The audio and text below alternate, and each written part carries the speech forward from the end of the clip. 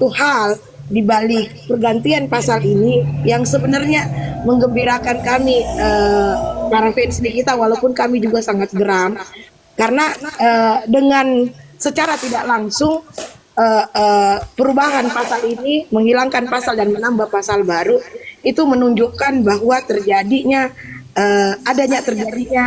eh, apa ya, semacam salah kaprah atau apa, Sebenarnya salah pasal sebenarnya atau Bun apa. kan, Iya, kalau hilang pasal pemerasannya Nikita, seharusnya kita juga senang di satu sisi iya, ya. betul, iya, 60% kita senang. iya, Yang kita tidak senangkan adalah tidak transparansinya perubahan itu. Kan itu betul, aja. Karena kenapa? Awalnya pemerasan, sekarang dihilangkan pemerasannya. Berarti kabar baik dong. Ketika di pengadilan nanti, di persidangan nanti akan banyak bahan yang menjadi seksi untuk dipersidangkan. betul Kalau sekali, Deng. iya Iya, serius. mm-mm. Ini belum belum saya kulik karena saya masih nahan-nahan aja. Terus kalau di kejaksaan kita bicara, memang memang di kejaksaan itu kalau sudah dilimpahkan itu batas batas penahanannya 20 hari, Iya, perpanjangannya 30. 30 hari, Kalau 20 tambah 30, ya, iya, kalau ancamannya kurang dari 9 tahun. iya, Jadi banyak hal yang sebenarnya kalau menurut saya Nikita ini tidak bisa dibilang sekarang posisinya mau jelas di penjara, enggak. Banyak bahan yang bisa bisa menjadi contoh ya. Persoalan TPPU mudah banget itu. Pak Fahmi itu senior, dia pernah lama tangani perkara Lion Air. Orang pintar daripada saya yakin. Dia duluan menjadi praktisi, dia duluan menangani perkara, pasti ada hal yang bakalan surprise ke iya. depan. Ada Terus ada nanti seperti bom kayak gitu yang dia akan. iya, pasti lihat aja Iya, nanti nanti lihat juga. Iya. Kita tahu nih kita Mirzani kalau dia di Gini, persidangan apa? Bang. Gini, Belak-belakan kan? maksud saya begini loh. Maksud saya coba deh kita coba pikiran jernih. Awal mula eh, menjadikan tersangka dan ditahan itu 20 hari. Penambahan 40 hari, oke kita terima. Kita berpikir bahwa itu sesuai dengan prosedur, kita terima. Gitu kan? Nah, dirubah lagi, tambah lagi, akhirnya meminta dari pihak pengadilan agar ditambahkan masa hukuman. Oke, kita terima. Begitu nyampe ke penyerahan berkas ke jaksaan, belum ada indikasi bahwa ini akan dilayangkan ke pengadilan. Karena itu ditanya oleh pihak wartawan. Berikutnya Itu saya bertanya, itu abangku ada di pasal 24 KUHP. iya, sudah Kalau sesuai dengan Tuhan. kalau 90 hari kemarin itu ada di kewenangan penyidik, ya kan? Kalau tidak, saya udah pernah Bang, jelaskan itu. Kalau di tidak harus KUHP, di KUHP itu nggak ada 90 hari, 60 hari, iya Bang.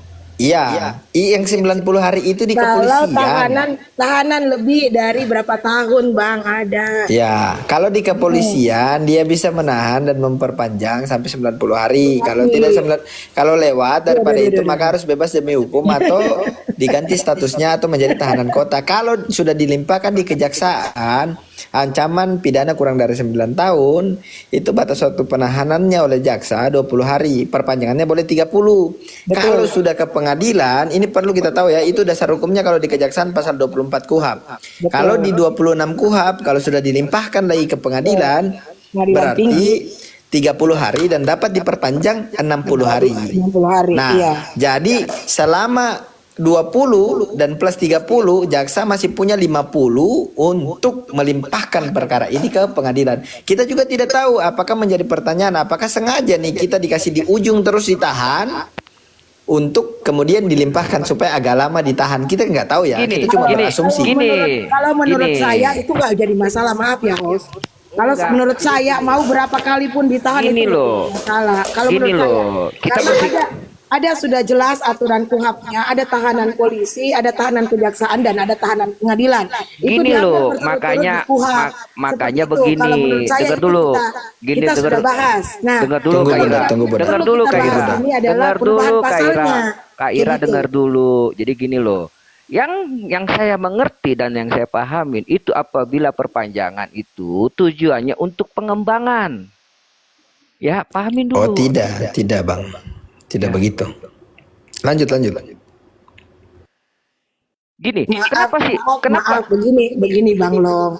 Kita minta pencerahan, ya kan? Dan kita sudah telaah sebelumnya bahwa penahanan itu ada 3 sisi, tahanan polisian, tahanan kejaksaan, dan tahanan pengadilan. Dan Nice semua, Bunda. ya, dan semua yang waktu-waktunya itu kalau misalnya ada nih 60 hari memang tambah 30 hari itu kalau ada pasal yang ini lamanya tahanan, lamanya apa pasal yang itu tahanan untuk pasal-pasal yang digugat seperti itu. Nah, sekarang ini 20 hari. Bisa lagi diperpanjang 30 hari lah khusus untuk kejaksaan. Baru Nah, dilimpahkan ke pengadilan. ini saya jelaskan kalau gampangnya kayak gini Bang. Kalau misalnya perkara itu masih di kepolisian bisa sampai 90 hari, gampang itu. Kalau lewat 90 hari harus dibebaskan dulu. Bebas demi hukum atau diganti status tahanannya, ataukah misalnya didapati temuan-temuan baru, bukti-bukti yang baru. Kalau sudah P21, sejak hari P21 itu 20 hari dan boleh diperpanjang di kejaksaan. Ada kewenangan jaksa dikasih di dalam KUHP Kitab Undang-Undang Hukum Acara Pidana boleh sampai 50 hari. Kalau sudah dilimpahkan lagi dari jaksa, dia bilang, "Oh, saya udah cukup. Saya mau masuk sidang." Ya udah dilimpahkan ke pengadilan. Pengadilan itu bisa 30 plus 60. 60. Iya. Jadi persidangan itu tidak boleh lewat daripada itu. Makanya biasa kalau kita pengacara, kita udah masuk di pengadilan, Pak, aduh jangan lama-lama, Pak. Soalnya nanti kita ngejar waktu, apalagi tipikor kan. Biasanya cuma 90 hari dan saksi itu bisa sampai puluhan orang. Saya pernah periksa saksi 50, 40. Itu kewalahan kita. Makanya perkara lebih dini masuk sebenarnya lebih bagus. Untuk apa? Ada spare waktu yang panjang. Jadi kita bisa santai-santai dalam persidangan. Tetapi secara aturan, kalau di kejaksaan mau lihat dasar penahanannya kan di Indonesia penegak hukum itu tidak boleh melakukan tindakan di luar daripada apa yang diatur KUHP. Aturan mainnya itu di KUHP, Kitab Undang-Undang Hukum Acara Pidana. Nggak boleh keluar daripada itu. Istilahnya kalau kita main bola peraturannya itu. Itulah KUHP, peraturan penegakan hukum dalam hukum pidana. Kalau di kejaksaan abang mau lihat kenapa kok di 20 hari lagi? Itu ada diatur di pasal 24. KUHP boleh dibuka di Google, Kitab Undang-Undang Hukum Acara Pidana. Kalau di pengadilan ada di pasal 26 KUHP. Kayak gitu, Bang. Jadi tidak melanggar itu, dia tidak melanggar. Seharusnya abang bertanya, apakah ada kemungkinan nih kita ini dipercepat aja, nggak diperpanjang 30 hari lagi? Karena kalau 30 hari lagi kesannya ya, udah di ujung 90 hari kemarin di kepolisian, kemudian di P21 kan, jangan sampai di ujung lagi ini tinggal 4 hari baru dilimpahkan lagi ke pengadilan. Itu yang menjadi pertanyaan. Tapi kan kalau misalnya sudah ini kita sudah jalani 90 nih di kepolisian, nambah 48 nih di kejaksaan, nambah lagi di pengadilan, anggaplah 30 atau 60. Diakumulasi dari itu, kalau misalnya ada hukuman yang dijalani oleh Nikita, maka dipotong. Jadi kalau misalnya akumulasi dari itu 3 bulan dan hukumannya Nikita Mirzani adalah 4 bulan, tinggal 1 bulan yang harus dijalani. Jadi cepat, tetap bisa dan berfungsi. Dan sebaliknya kalau misalnya Nikita bebas, dia boleh meminta kerugian-kerugian akibat penahanannya itu. Jadi tidak ada yang rugi karena tetap haknya dijaga. Nanti siapa yang bayar? Apakah aparat? Apakah yang lapor? Banyak kejadian, Koko, bahwasanya orang ditahan, dia bebas, kemudian polisi atau misalnya gini, polisi salah tangkap. Itu pernah kan kita lihat bahwasanya polisi ganti rugi akibat terbuktinya orang yang disalah tangkap itu. Nah itulah, ada yang seperti itu. Jadi ada mekanisme tetap pergantian, pengembalian secara immaterial maupun material. Kan immaterialnya nggak bisa dikembalikan tuh karena udah ditahan. Jadi diakumulasikan berapa yang bisa untuk digantikan. Kayak gitu. Jadi tergantung pihak dari kuasa hukum. Tapi bagaimana yang aku melakukan tahu, untuk ganti rugi karena kesalahan penahanan apalagi bebas itu kan harus diminta ada lagi penuntutannya, dan itu sangat sedikit Bang, paling tinggi berapa ratus ya. juta aja. Dan juga itu praktiknya. Iya benar Bang, itu mustahil itu. Benar Baik Koko. dicari, itu jarang kasus kayak gitu. Ini pertanyaan yang bagus. Dia cari bagaimana caranya biar dia tidak dirugikan gitu.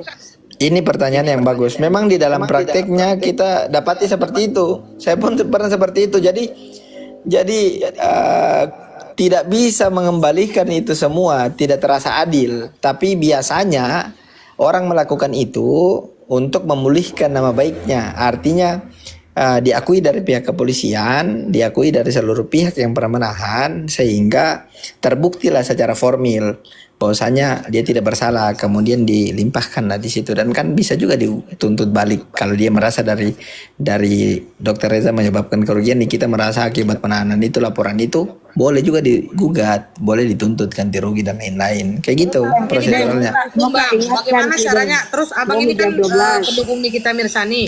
Apa yang harus kita lakukan biar pelapor ini juga ikutan masuk gitu, Bang? Kalau saya, satu-satunya cara yang paling enak untuk ditusuk apa ya, bagaimana bahasanya ya, dipertajam ke pelapor adalah kita bahas pelanggarannya dia. Apa pelanggarannya dia? Kan kita tahu bersama bahwasanya kemarin ada skincare overclaim. Jadi begini, Bang. Skincare overclaim itu kan melanggar undang-undang kesehatan. Bahas itu terus, sedangkan itu tidak dibahas di sana gitu. Setiap hari pun kita bahas ini, gitu. Memang Koko, kalau di dalam laporan Nanti di itu pengadilan pokok dibahas itu, karena pasti akan dipertanyakan asbabul nusulnya sampai ada laporan ini. Pasti akan Iya, dipertanyakan. tapi ya itulah yang saya bilang tadi terkait aktus reus atau mens rea. Seharusnya tidak boleh dilihat daripada niatan Nikita Mirzani aja. Seharusnya dibuka dong. Tapi kan di pengadilan nanti nggak seperti itu. Pasti akan dibongkar-bongkar semua. Pasti akan diarah-arahkan juga sama Pak Fahmi. Kenapa bisa kayak gini? Kenapa bisa kayak gini? Artinya apa? Jangan sampai juga hasil dari uang yang diberikan Nikita Mirzani itu adalah hasil dari ilegal. Maksud dari TPPU itu kayak gini loh. Contohnya ya. Kalau misalnya anggaplah, mohon maaf ya, saya pakai nama dari sini aja ya, biar gampang contohnya ya. Misalnya ada Bunda nih, Bunda Mei ini, pinjam uang ke saya, tapi menjual nama Koko Ito kan, Koko Hiro, menjual nama Koko Hiro. Terus, gampang, jangan kayak gitu. Misalnya saya punya uang, saya dapat dari pemerasan, saya meras orang, atau saya meras Bunda, kan? Kemudian saya kirimkan ke Koko Hiro. Kalau misalnya hasil dari pemerasan itu saya gunakan untuk memperkaya diri sendiri dan saya dapati dari hasil ilegal, Bunda laporkan saya, itu boleh TPPU. Kemudian apakah Koko Hiro terlibat, turut serta? Hubungan hukumnya pasti turut serta, tapi kan pasti dipertanyakan. TPPU itu gugur apabila dia tidak mengetahui 5556 itu, gugur turut sertanya apabila dia tidak mengetahui. Artinya apa? Inti daripada TPPU, kalau misalnya uang itu berdasar dari hasil kejahatan. Pertanyaannya, apakah juga bisa dipastikan uang yang didapati oleh Nikita Mirzani dan diberikan dari DRG ini adalah uang dari hasil yang benar? Kayak gitu. Kan artinya kita runut ke sebelah ini ya, kita mikir ke sebelah ya, kita nggak bahas ini kita ya. Kita mikir ke pelapor. Kalau adanya memang itu unsurnya itu uangnya itu dari hal yang tidak baik, gimana terus? Kalau dari tidak baik, DRG memperoleh itu dari hasil skincare overclaim atau dari hasil ilegal, itulah yang bisa dikatakan TPPU. Kayak gitu. Terus kenapa kalau seandainya dia ini terus dia bikin pelapor itu bikin pasal pencucian uang juga, itu bagaimana maksudnya dia itu? Nah, itulah yang semua jadi pertanyaan para penegak hukum. Saya belum pernah ketemu satupun pengacara ya. Saya belum pernah ketemu satupun pengacara, karena kami ini para penegak ataupun pengacara-pengacara ini kan pasti bergaulnya sama pengacara-pengacara juga. Kami merasa lucu dengan pasal TPPU, dan mohon maaf, saya juga sama penegak hukum yang lain, saya nggak mau sebutkan instansinya, saya diskusi, saya banyak relasi juga. Banyak juga yang tertawa, tersenyum mendengar pasal itu. Gitu. Jadi Kalau kita kata tahu Bang bersama tadi itu adalah dikatakan pencucian uang apabila uang itu tidak membayar pajak katanya. itu Jadi yang dia begini. maksud, itu gampangnya Koko, karena yang dia maksud sebenarnya adalah tidak membayar pajak adalah perbuatan ilegal. Haram. Ya. Ilegal. Apabila Koko tidak bayar pajak, kemudian memperkaya diri sendiri, merugikan negara, boleh TPPU.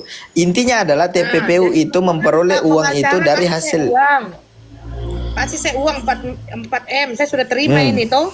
Tapi saya itu memang saya belum bayar pajak, nanti itu kan belum setahun.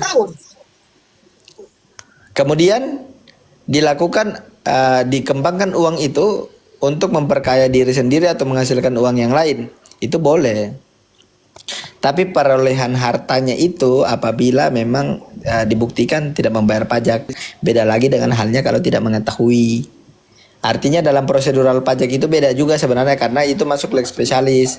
Kita harus kalau bicara dalam pajak- undang-undang perpajakan. Ya, kalau undang-undang Nah. perpajakannya mengatakan begini ya. Kalau misalnya ada tambahan pendapatan bagi wajib pajak, maka itu harus dipotong dulu sebelum masuk netnya. Jadi misalnya seperti ini, Koko Hiro dengan Deng, maafkan saya, eh, kalau misalnya menerima uangnya 4M, nah terus dia termasuk dalam strata pajak berapa persen, kan ada stratanya tuh pajak. Nah kalau misalnya Ami ini perkiraan saya di 15% tingkat pajak paling tinggi. Nah di 15% harusnya dipotong dulu 15% sebagai pajak, baru masuk ke Nikita. Itu kalau legal. Nah, kalau misalnya ini karena tidak seperti itu bisa dibilang ilegal. Tetapi kemarin kita bahas Deng di sebelah sebelum pertemuan hari ini,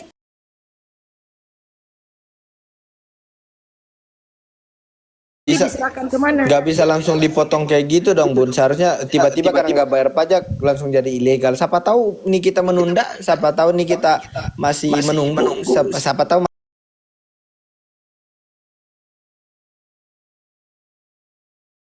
Juga ya kan seperti begitu. kan banyak Jadi, bahan. iya, ada pajak yang dilakukan pada saat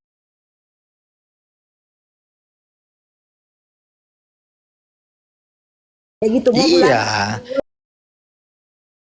bulan atau tahunan seperti itu. Ada. Gini loh. Kalau kita bahas gini gampangnya Bun ya. Kalau misalnya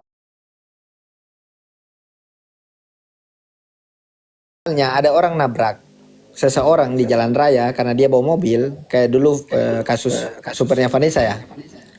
Itu kan di penjara supirnya. Tapi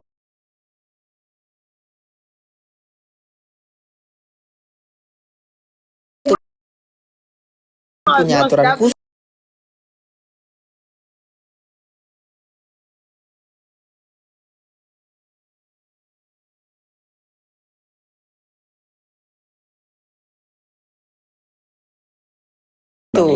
Mohon izin Bang. Jadi gini Bang, yang tadi saya bilang masa hukumannya. Ini di pasal 24 ayat 4. Ditulis nih, KUHP. Setelah waktu 60 hari tersebut, penyidik harus sudah mengeluarkan tersangka dari tahanan demi hukum. Ini kepolisian atau kejaksaan ini bang? Kepolisian. Isian, tetapi Kurang masih ada bacaannya bang. kurang bacanya pasal selanjutnya. Jika masa Ya. tahanan lebih daripada begini, maka bisa dimaksimalkan sampai dengan 90 hari. Kayak gitu. Jangan-jangan bunda ini sarjana hukum, benar itu bang. Jadi harus dibaca dengan komplit dulu. Ini Bang, Baca dengan komplit. ada abang sudah ngomong pada waktu Komal yang sebelumnya, waktu Ya. sama Saudar, iya. ini saya baca pasalnya ya Allah. Bawanya abang pasal 1 ayat Bawa. berapa? Pasal Ada. 24 ayat 4. Di sini ditulis Makanya bang dibaca sampai pasal 25, 26 karena itu berurutan tuh. 25 di sini perintah penahanan yang diperiksa oleh Bang Long. Kayak gini bang, kalau abang cari itu kan penjelasan kami 90 hari kalau di kepolisian. Kalau saya salah bang, saya sawer abang 5 juta besok. Abang Long cari aja semalam ini belajar. Baca, kalau saya salah saya bayar 5 juta. Artinya ini bukan apa ya bang ya, bukan sarkas ya. Izin banget. Itu benar itu 90 hari, tapi saya tidak mau membahas terkait itu karena kita sudah terlalu jauh. Kita udah terlalu jauh maju. Iya, Kalau terlalu kita muter, terlalu ya. jauh kita kembali ke belakang kalau kita membahas itu. Sementara Gimana, yang Koko kita Hiro, ya? bahas ini adalah Gini. perubahan pasal kayak gitu. Gini, Beneran.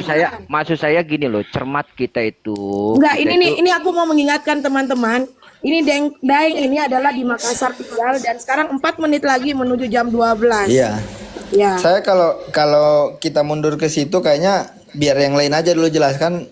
Saya out aja dulu. Tapi kalau misalnya ada pertanyaan baru, kita akan membahas persidangan atau kita membahas kejaksaan ini. Saya sebenarnya nggak ada apa-apa ya di sini ya. Saya cuma mau meluruskan terkait aturan-aturan gitu. Tapi kalau harus diulangi di situ bang, bukan saya nggak mau. Nanti saya boleh kirimin dasar-dasar hukumnya bang. Abang boleh DM saya.